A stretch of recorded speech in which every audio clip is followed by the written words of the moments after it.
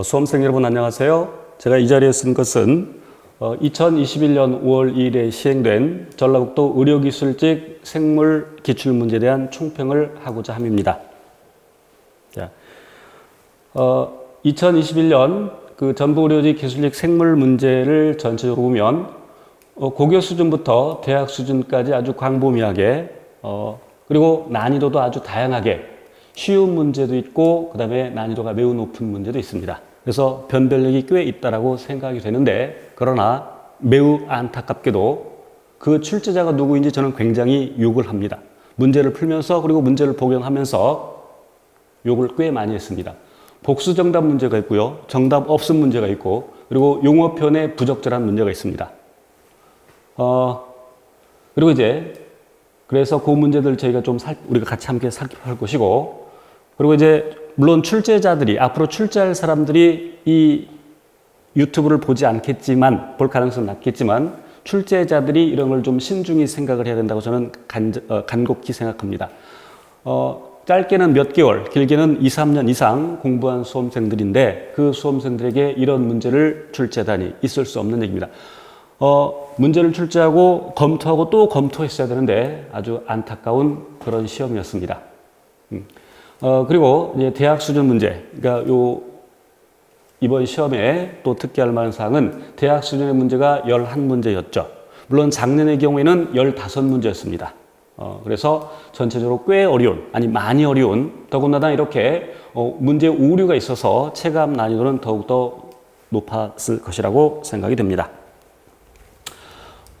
최근 2015년부터 2021년까지 이제 물론 복원이 되지 않은 해도 있습니다. 그래서 범위별, 그러니까 고교 수준의 생명과학원, 생명과학 2, 그리고 대학 수준의 생물학, 이건 이제 대개 1학년 정도의 수준이 될 텐데요. 때에 따라서는 2학년, 3학년 수준도 나오기도 합니다. 그러나 대개는 이제 대학 1학년 수준에 물론 대학에서도 이제 생명과학이라고 표현하는데 구별하기 위해서 제가 생물학이라고 썼습니다. 그리고 여기는 요 적혀 있는 숫자들은 이 고교 수준에서 해결되지 않은 그런 내용들만을 여기다 표시했습니다.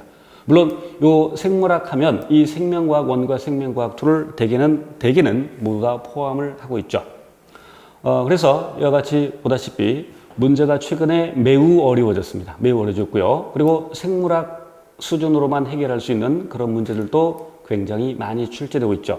그러니까 2019년도에는 복원이 되지 않았지만 어쨌건 최근 복원되지 않은 건 빼고 최근 3년의 결과를 보면 매년 50% 이상 대학 수준의 내용이 출제되고 있는 것을 알 수가 있습니다. 이제 단원별 출제 비율을 보면요. 역시 2015년 5월 시험 시행, 그러니까 뒤에 2017년 5월 시행, 여기는 역시 5월 시행, 그런 의미고요. 그래서 제가 강의하고 있는 심화 이론 과정인 하이스코어를 이제 기준으로 단원을 뽑았고요. 그래서 세포의 생활에서 16%, 이제 다른 지역 시험들도 함께 보면 세포의 생활에서 출제 빈도가 굉장히 높은 편인데 비교적 낮은 편이라고 볼 수 있습니다. 그러니까 다른 시험에 비해서요, 다른 지역에 비해서. 그리고 세포의 생식과 유전학도 물론 많이 출제됐지만 다른 지역에 비해서는 그렇게 많이 출제되는 것이라고 보기 어렵고요. 그리고 동물의 구조와 기능 적당히 출제되었죠. 전체적으로는 최근. 그런데 올해의 경우에는 이 단원, 그냥 요 제목을 보지 않고 1, 2, 3, 4, 5, 6 단원만 본다면 아주 고르게 출제되었죠. 그러나 이렇게 6단원으로 나누어져 있지만 여기 세포의 생식과 유전학 부분이 내용이 꽤 많고요. 분량이 많죠. 거기에 비하면 좀 더 출제됐어야 되죠. 더. 그리고 동물의 구조와 기능 단원도 굉장히 양이 많죠. 소화, 순환, 호흡, 배설, 그리고 생식과 발생, 자극과 반응. 그러니까 굉장히 많은데 여기 한 10문제 출제돼도 상관없습니다. 그런데 분량에 비해서 적게 출제되었다고 볼 수 있고요. 아주 놀랄 만한 것은 식물의 구조와 기능이 대개 다른 지역에서 한두 문제 정도 또는 이와 같이 출제되지 않는 경우도 있고, 그런데 무려 4문제나 출제가 되었죠.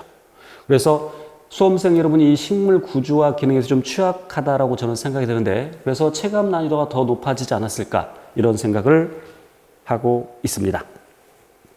그럼 이제 문제에 오류가 있었던 그런 것들을 좀 살펴볼 텐데, 복수 정답 문제가 있습니다.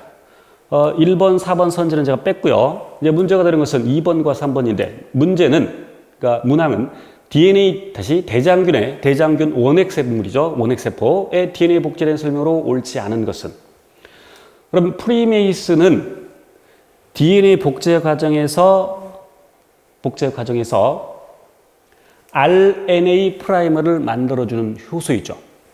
DNA 주형으로부터 RNA 프라이머를 만들기 때문에 일종의 RNA 중합효소라고 할 수 있습니다. 그런데 출제자는 DNA 중합효소의 한 종류라고 했으니까 틀린 내용입니다. 또 3번 선지는 DNA 중합효소 3는 RNA 프라이머를 제거하고 DNA로 대체한다. RNA 중합효소 3가 하는 역할이 아니라 1이 하는 역할이죠. 틀린 내용입니다. 그래서 복수 정답이 됩니다. 어쩌면 제 개인적인 생각인데 어쩌면 출제자를 RNA로 바꾼다는 것을, 그러니까 RNA로 한다는 것을 실수할 수 있었을 것이고, 실수할 수도 있었을 것이고, 또는 굳이 이제 어거지로 짜 맞춰보면 프리메이스도 DNA 복제에 관여하는 요소이다. 그런 의미로도 쓰지 않았을까. 그래도 엄밀히 말하면 옳지 않습니다. 그래서 복수 정답 처리를 해야 됩니다. 그런데 수험생들의 질문이 없어서 따로 이의제기를 하지는 않았습니다. 자, 그리고 정답 없음 문제가 있었는데요. 소화와 관련된 호르몬에 대해서는 모르는 것은, 그래서 선지를 모두 적어봤습니다. 자, 1번 췌장에서 분비되는 가스트린은 벌써 틀렸죠. 가스트린은 위에서 분비됩니다. 그래서 위에서라고 하면 맞는 말이죠. 자, 그래서 틀린 내용이고요. 2번 12지장에서 분비되는 콜레시스토키닌은 간에서 담즙의 생성을 촉진한다. 콜레시스토키닌의 역할이 아니라 세크레틴의 역할입니다.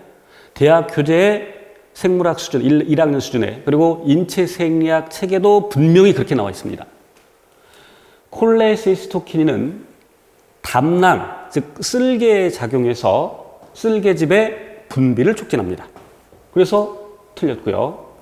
3번 췌장에서 분비되는 세크레틴 이미 틀렸습니다. 세크레틴은 소장, 즉 소장의 처음 부분인 12지장에서 분비가 되죠. 그래서 여기를 소장으로 12장으로 바꾸면 맞는 말이 되죠. 이거 틀렸어요. 췌장이라고 했기 때문에. 유미즙에, 이 내용이 여러분이 조금 어려울 수도 있었겠습니다만, 유미즙이라는 것은 위에서 만들어진, 위에서 형성된, 그러니까 음식물과 소화효소, 그 다음에 염산과 섞인 그런 물질을 유미즙이라고 하는데, 유미즙에 지방이 많으면, 그러니까 유미즙이 이제 위에서 12지장으로 내려오겠죠. 그럼 12지장에서 세크레틴이 분비되고요. 그럼 그 세크레틴은 물론 이제 세크레틴이 분비되는 것은 지방뿐만 아니라 위에서 분해된 단백질의 소화산물, 그러니까 위에서 단백질이 일부 소화되는데 그 단백질의 소화산물이 12지장이 많이 있거나, 그러니까 유미즙이 많이 있거나, 또 지방이 많으면 역시 소장에서 세크레틴이 분비되어서요, 이 녀석이 위의 연동 운동을 억제시킵니다. 위산의 분비를 억제시키죠. 틀린 내용입니다. 정답이 없죠.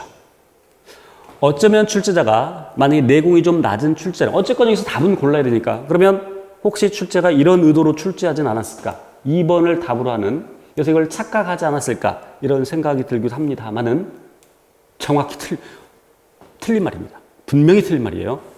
그래서 정답 없음.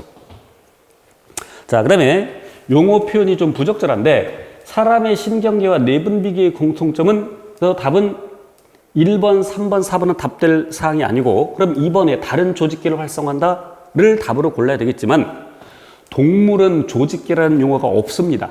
그러니까 세포가 모여서 조직이 되고, 조직이 모여서 기관이 되고, 기관이 모여서 개체가 되는데, 식물과 동물만 따졌을 때 식물에만 있는 단계가 조직계, 동물에만 있는 단계가 기관계. 그래서 이것을 기관계라고 해야 더 옳은 문제가 될 것이고, 그래서 용어 표현에 부적절하다, 이렇게 생각이 듭니다. 그래서 어쨌건 문제가 깔끔하지 않은 그래서 실제 수험장에서 답을 고를 때 매우 애를 먹었을 것이라고 생각하는데 그래도 공부를 많이 한 수험생이 합격을 하게 돼 있을 것이고요. 그래서 어쨌건 아까 이제 전반적으로 전북 문제의 경우에는 대학 수준의 내용, 그러니까 서울이나 경기도, 경북 또 전남처럼 이렇게 대학 수준의 문제 내용이 많이 출제가 된다. 그러나 고등학교 수준도 출제가 된다. 그래서 기본 개념부터 해서 심화 이론까지 철저하게 정확하게 공부를 하고 하나를 알아도 분명히 알게끔 공부를 해야 되고 또 이를 문제로 아름다운 문제로 계속 훈련하는 그런 과정을 거쳐야 여러분이 합격할 수 있습니다. 그래서 이번 시험 본 수험생들 간절히 합격을 바라는 그리고 최선을 다한 수험생들이 합격하기를 바라고요. 이제 공부를 시작하는 수험생 여러분도 힘들지만 이 어려운 과정을 다 겪어내고 꼭 합격의 영광을 맛보기를 기원합니다. 감사합니다.